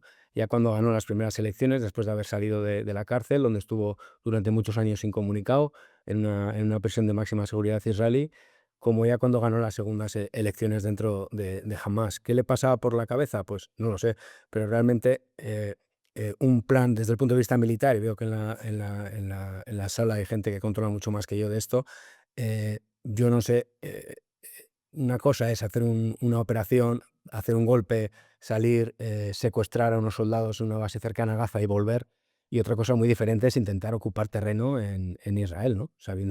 Sabiendo que no cuentas con la fuerza suficiente, incluso en mandar gente a Ofakim, que es un punto situado a 30 o 40 kilómetros de Gaza. No sé, desde el punto de vista militar, no sé cuál era el objetivo, ¿no? Lo que sí sé es que esa sorpresa que tenemos nosotros, también la propia gente de Hamás, ¿no? Al cruzar al otro lado y encontrarse, en primer lugar, una fiesta tecno a las puertas de Gaza. Es algo que yo creo que con lo que no contaban, y tampoco, por supuesto, no contaban con la facilidad con la que pudieron superar esa barrera que, de verdad, si habéis pasado a Gaza alguna vez, yo no he visto nada igual, ¿no? A nivel de drones, de cámaras de control, pues todo falló, ¿no? Por eso es tan importante, por ejemplo, yo creo, para tener más explicaciones también de lo que pasó, el conocer una buena investigación por parte de los israelíes, ¿no? Algo que Netanyahu bloquea de forma sistemática, ¿no? Eh, Vamos a ver que si se produce esa investigación algún día, si conocemos los resultados, pero por parte de Hamás yo creo que es una operación desde el punto de vista militar que yo no le encuentro una explicación, ¿no? Lo que sí es verdad que si lo que buscaba era dar un golpe encima de la mesa y que hubiera un punto de inflexión, los famosos puntos de inflexión de los que estamos ya cansados en Oriente Medio, pues eso sí que lo han conseguido, ¿no? El precio que está pagando su gente es altísimo. Ellos podrán colgarse la medalla de que ganaron la batalla, pero desde luego el precio que está pagando Gaza por esa operación es absolutamente es brutal, ¿no? Con lo cual, no sé, me encantaría poder hablar cara a cara con Sinwar, ya no va a ser posible porque está muerto, y saber qué le pasaba en la cabeza, ¿no? Cuáles eran los planes reales que tenían. Porque todas estas filtraciones que estamos viendo por parte del ejército israelí, de qué tal, yo no me las creo, sinceramente. He trabajado mucho con ejércitos de diferentes países y bueno, pues ellos también utilizaban sus cartas, ¿no? Para intentar imponer su narrativa. En el caso de Hamás, lo único que sé que aquello estaba totalmente fuera de control. La operación, lo que pudo ser en un principio una operación militar dirigida por Hamás, a las pocas horas, yo ya cuando recibí la primera llamada, ya aquello estaba totalmente fuera de control y ahí entraron miles de personas, chorizos, delincuentes, diferentes facciones de las que yo nunca había oído hablar y se produjeron cosas que no habíamos visto hacer nunca en la resistencia palestina, ¿no? Con lo cual, y cuando hablas con ellos, aquí en Estambul, por ejemplo, hay un hub muy importante de Hamás, ¿no? Junto a Doha, esta es la ciudad donde tienen un hub importante, ¿no? Y cuando hablas con ellos del 7 de octubre, pues ellos mismos se avergüenzan, ¿no? Del secuestro de ancianos, secuestro de niños, cosas que la resistencia palestina, pues o jamás, al menos desde Gaza, siempre había insistido que sus objetivos eran militares y tal. Por lo tanto, es una operación, desde el punto de vista militar, que les cuesta a ellos mismos defender, ¿no? Y incluso hay muchas críticas internas. Vale, muchas gracias, Miquel. Hay más preguntas. Sé que Sonia quería contestar, entonces vamos a escuchar al menos una pregunta y luego si eso contestas tipo test, Vale. no para entren más preguntas. Pues, Bueno, muchísimas gracias a los tres por su tiempo y por contarnos todo lo que saben. La verdad que me da muchísima atención la diversidad de puntos de vista y las disciplinas desde la que cada uno ha hablado de este conflicto. Y me llama mucho la atención lo de los puntos ciegos. Entonces, como periodista y como persona que me está intentando formar y leer al respecto de Oriente Medio, siento que cuanto más sé o cuanto más aprendo y escucho, menos sé. ¿Hasta cuándo tenemos que ir atrás en la historia o cuánto tenemos que saber antes de atrevernos a contar una historia tan compleja como esta?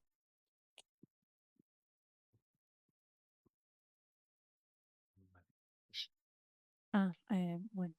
Vale, pues telegráficamente, para contestar, porque me da pena, ¿no?, que te vayas sin... Por lo menos yo te voy a decir cuál es mi, ¿no?, mi impresión sobre los hechos, porque jamás ataca. Jamás comete un error de cálculo que está también incentivado por Irán. En Israel, los meses previos al ataque del 7 de octubre, había habido una serie de revueltas, la sociedad estaba muy polarizada, muy dividida, contra unas medidas que el gobierno de Israel, el gobierno de Netanyahu, había puesto para quitar la capacidad que tenía el Tribunal Supremo de supervisar la acción del gobierno. Eso se interpreta por parte de la sociedad israelí como un ataque a su democracia, como un intento de golpe de Estado, ¿no?, desde dentro y como el intento de establecer un Estado autocrático. Eso se responde mediante manifestaciones en la calle masivas, más de medio millón de personas en Tel Aviv, etcétera, ¿no?, una marcha que va de Tel Aviv a Jerusalén. Eso lo interpreta Irán y lo interpreta Hezbollah, ¿no?, y sus proxies como un momento particularmente delicado para Israel y que podía fracturar, ¿no?, la sociedad israelí, y la percibe como débil.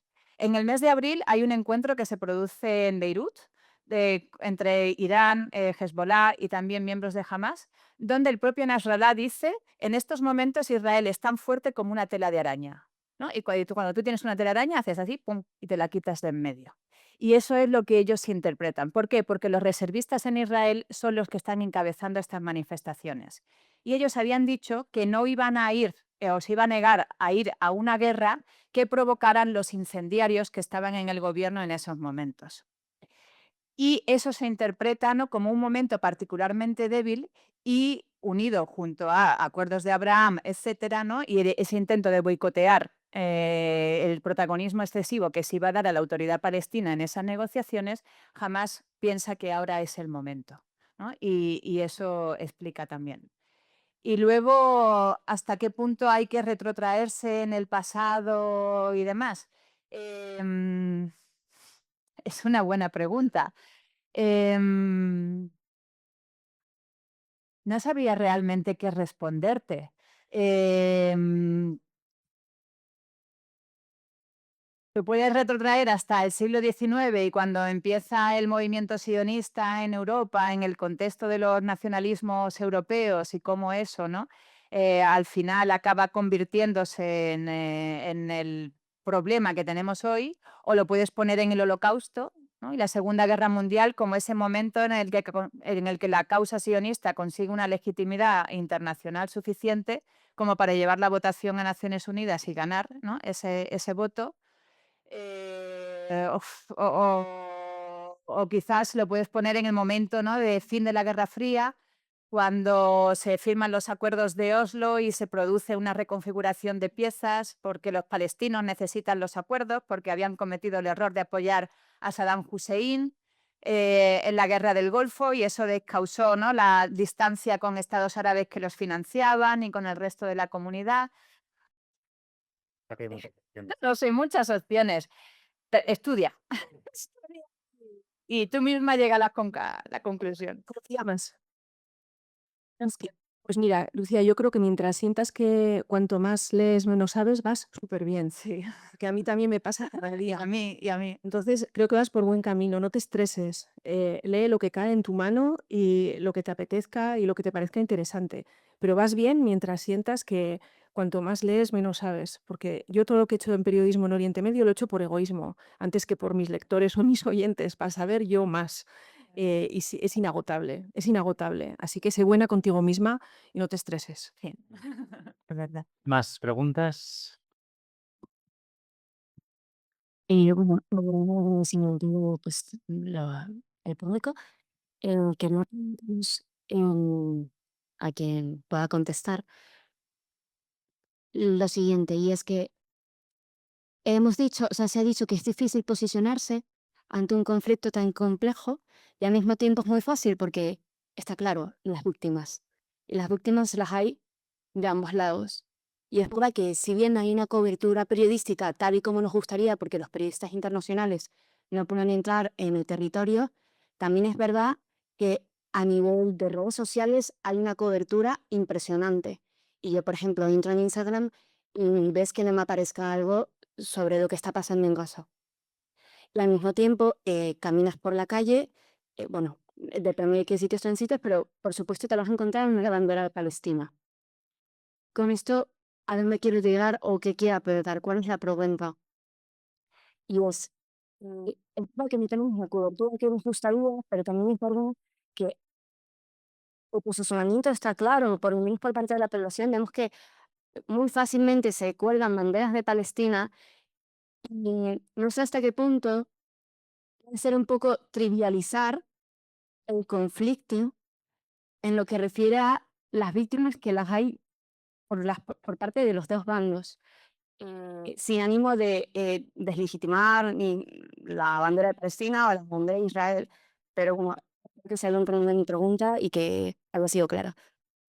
Vale. Venga. Miquel, ¿quieres contestar? No, la verdad es que no entiendo la pregunta. Pues Bueno, yo creo que ser muy claro entonces.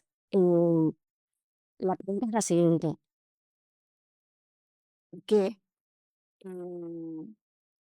aún con ninguna cobertura suficiente, tal y como nos gustaría por parte de los periodistas, vemos que la población sí que está informada de alguna manera y además se posiciona con mucha fortaleza. O sea, hay muchas manifestaciones a favor de palestino. Entonces, si la gente se posiciona en un principio, porque sabe, pero al mismo tiempo, yo pienso que el posicionarse con tanta fortaleza nos ayuda a entender la complejidad del conflicto. Espero haberme explicado con más claridad y si no, Miquel, lo lamento, he hecho todo lo que he podido. No, bueno, quiero decir que al final, pues como en este conflicto, como en todos, ¿no? No hay blancos y negros, hay una zona de grises muy importante, ¿no? Y aquí, en el tema palestino, no es un conflicto nuevo. Quiero decir, hay una cosa que es muy importante cuando hablamos de lo de los ángulos muertos del terror y demás, es que hay, y yo no soy quien pone la agenda, pero hay conflictos que tienen titulares y hay conflictos que no existen en los titulares, ¿no? No, es directamente. Entonces, ¿cómo se marca esa agenda? pues bueno, pues hay diferentes factores que marcan la agenda, ¿no? Pero no somos, por desgracia, por lo menos los periodistas o periodistas como yo, no somos los que ponemos la agenda. Y respecto al apoyo o no apoyo, pues sí, es una de las causas más populares, como puede ser la de los saharauis, ¿no? Durante mucho tiempo también lo fue, y sin embargo, pues no vas a ver banderas del Kurdistán, no vas a ver banderas del Baluchistán. Hay otros conflictos que están abiertos, pero que no existen, ¿no? ¿Cuál es el motivo? Pues hay diferentes motivos, ¿no? Diferentes, como ha dicho antes Sonia también, la presencia masiva de periodistas en Tierra Santa desde los años 40, desde los años 50, siempre ha habido una presencia muy importante, ¿no? Ahora mismo pues es más fácil tener información diaria de Israel y Palestina que información de Argentina, por ejemplo, o de Perú.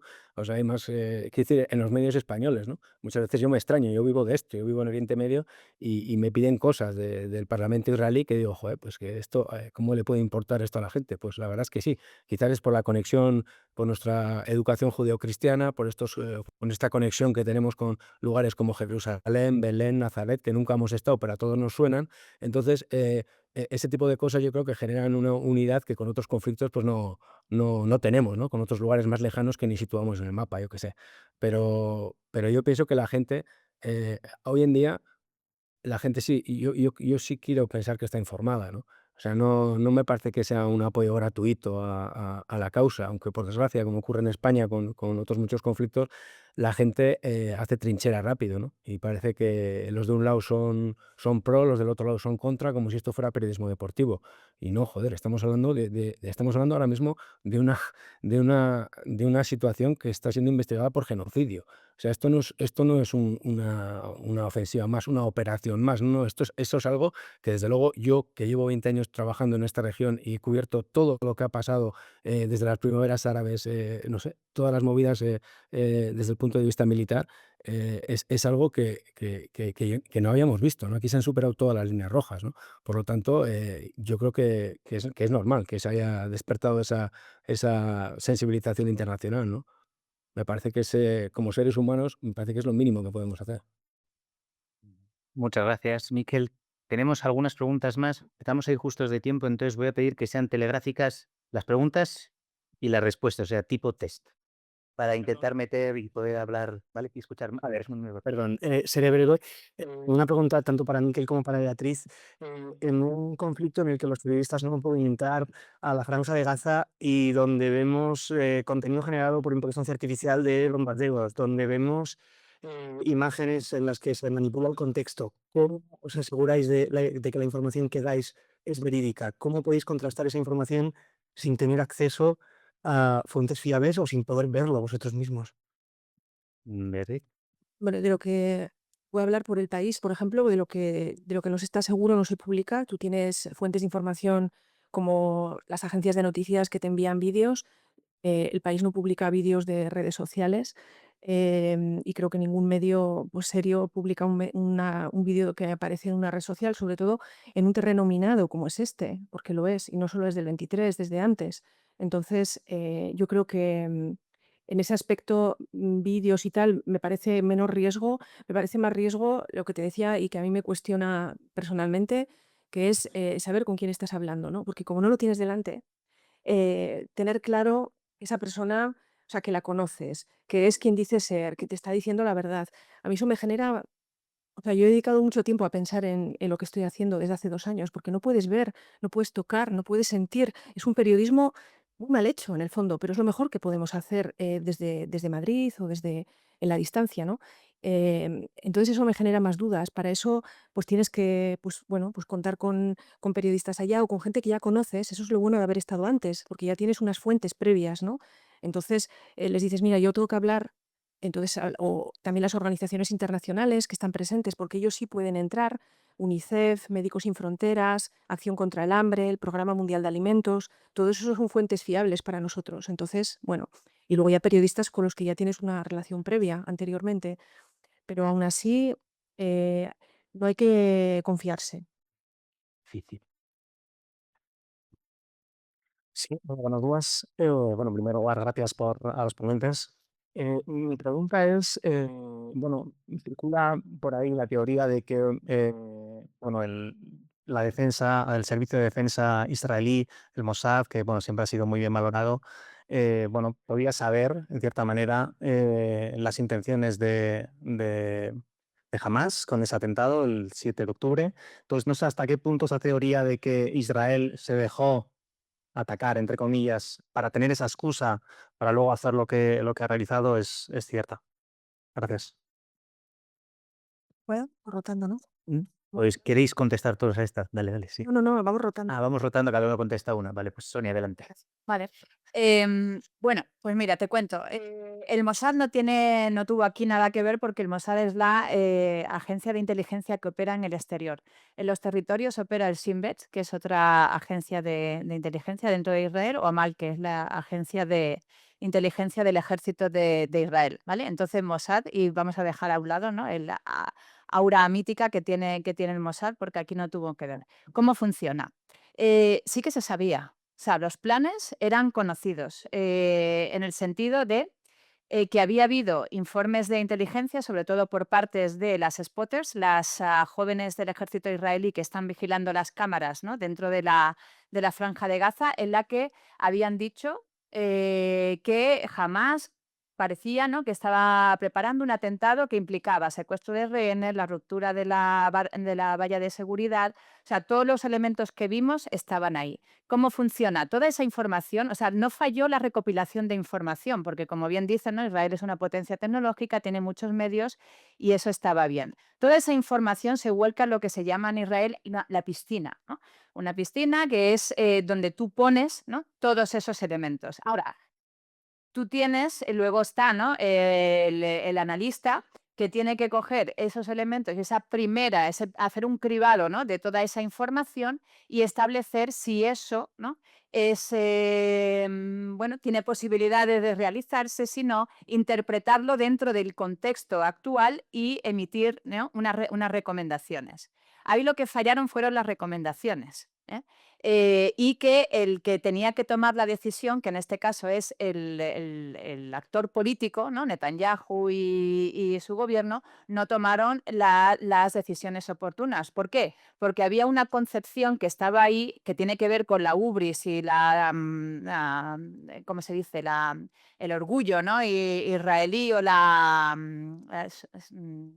prepotencia, que no me salía la palabra, con la prepotencia israelí, ¿no?, de que jamás estaba disuadido, que jamás no iba a atreverse a hacer algo así, y además que en estos momentos estaba la situación bastante distendida, se había permitido que Qatar entrara con maletines de dinero a la franja para que jamás pudiera distribuir ese dinero y ganar popularidad. Se habían dado permisos a gazatíes, 19.000 permisos de trabajo para que pudieran trabajar en Israel y aliviar la situación económica, y pensaban, en estos momentos no es muy probable que... Y entonces falló eso, falló la toma de decisiones. Vale. Pues lo tenemos que dejar aquí. Me da pena por los que queréis preguntar, pero es que ya es la hora. Entonces, nada, me gustaría agradecerles a Miquel, a Beatriz y a Sonia el haber formado parte de esta mesa, y también a la Fundación, al Memorial, ¿no?, y a la universidad por organizarlo. Os recuerdo que hay después una proyección, una peli y un coloquio con los que han formado parte de Un fantasma en la batalla, ¿no?, que es la película que se va a emitir. A las 2:15, me dicen que os lo recuerde, 2:15, ¿vale? O sea que muchas gracias.